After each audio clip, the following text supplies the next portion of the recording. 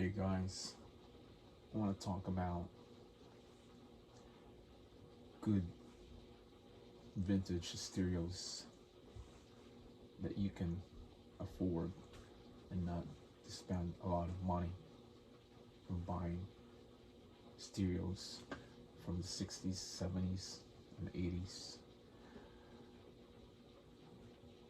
If you guys are buying stereos like vintage, the good thing to do, guys, is go out there, find it in YouTube or offer up and meet those people out there. The thing that I said that is because when you buy stereos from person, you get the chance to try and listen to the sound, and whatever it's working and not working, you have chance to know it and see it. The other thing, guys, you don't have to pay for the shipping when you buy stereos. If you buy stereos on eBay, you have to pay the shipping. They are $50, $80, $100, $150, could be $200. Depends how heavy the merchandise, the receivers, the amplifiers. Like this guy here, these are very heavy. So if you buy this in eBay, I bet you almost have to pay maybe $150 because it's very heavy. This one here, it could be 50, 80. It depends how far the state where you live. And the small one, definitely cheaper. So guys, when you buy stereos, you make sure that you try it. When you meet the person out there, make sure you have a kit, CD player, small amplifier, speaker, or if you have speakers, small ones, take it with you and you can try it.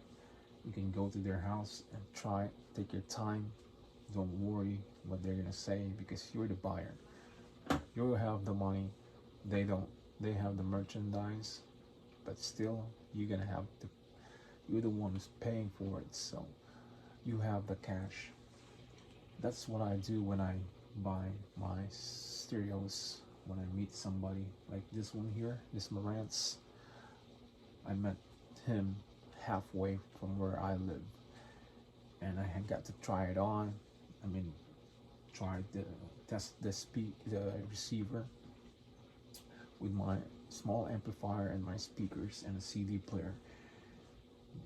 And that, my friend, you can tell which one is working. The audio's from the left one and the speaker on the right, and the audio cables working on the both sides and both speakers. The balance, you try it. Some of the sellers, guys, they don't really tell you what's in there, what's good and not. Some sellers, they want to get rid of it, they just want cash. Some people are good sellers, they tell you what's the detail about the system that he's selling. So in other words, there's true people and there's not true people out there. So make sure you take your kit, CD player with the batteries and a CD, cable wires, 2 cable wires for left and right, and that would be the speaker wires, and small amplifier. If you have a small amplifier, or you can buy amplifier from your friend or somebody, or flea market, small size that can run the stereo, it's a plus. It's how you buy stereos that you can save money. Some people, they sell a big amount of money, and if you don't care, you are a spender. You remember, We are consumers, guys. We consume money. They're the sellers. They receive the money. They don't care how much they sell their merchandise. They don't care who you are. They don't care what you do. They don't care how much money you have. But being a smart buyer, you have to really know if the stereos, receivers, amplifier, it's working before you leave. That is why those kit is very important to try in your place. But some sellers, guys, they do have system in their house already. So all you have to do is play and listen to it, and you decide if you want to buy it. If you like the sound of the receivers, amplifiers, tuners, you have to decide if you like it. Some people, they just sell it alone, because some of these receivers, guys, tuners, they've been sitting in their barns or garage or attic or basement for a very long time. So they decided to sell it alone. So you have no clue what's going on with that stereo. So it's important that you have that kit to buy stereos that you would take it home without any problems. And another thing, guys, when you buy stereos, you try to negotiate it with the buyer, with the seller. Negotiate with the seller, ask for bargains, try to talk it out, throw some words. You know how you can lower the price, try to trick him, try to. Some of the sellers, guys, they don't have knowledge about stereos, they just want to sell it. Somebody gave it to them, or family members, or friend. Some of them, they don't know, especially women. They don't know about anything about stereos. They just want to get rid of it and sell it. But some guys that they do know, because they like stereos and they have stereos in their house, you have to negotiate with them. You have to kind of like make up stories and try to figure it out if there's dents or scratches or whatever that you can see, that you can ask for a discount. That helps, guys, to lower the price. And that kit, guys, that I'm talking about, with the CD batteries and speaker wires and amplifier, could help, because when the other outlet or the other side is not really working, you can ask for a discount. Because some stereos, guys, they are branded, okay? Like this is Sansui, Marantz, and Technics. So if there's a problem like this, and if you pay $30, you can take it to the repair shop and they will fix it for you. If there's a problem with the outlet that you plug your audio MP3 RCA cable, they can fix that, and you can pay $30-50 instead of buying a new one or a used one in eBay, and it costs you a couple hundreds. So this one here, guys, is $200 something in eBay. A used one, I've seen it. This one, a couple hundreds. This one, I saw one for $1,000, 182 shipping and handling, and there's one for 600 and 450. So it depends if it's in mint condition, if it's still good condition, no problem, whatever. Of course, you can sell it for money.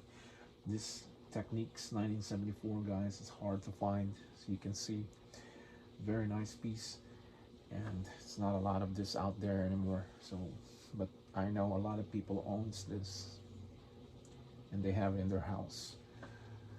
This too, it's easy to get, it's still there, but the vintage ones like my Sansui 2000, they're not easy to get. They sell it, starts from $400 to $500 to $700. So, and going up. The model goes up to 3000, 4000, G 5000, G700, 7000. Sansui, that's $1,500. So it depends what model it is. So that's the key, guys, when you buy your stereos, to save money.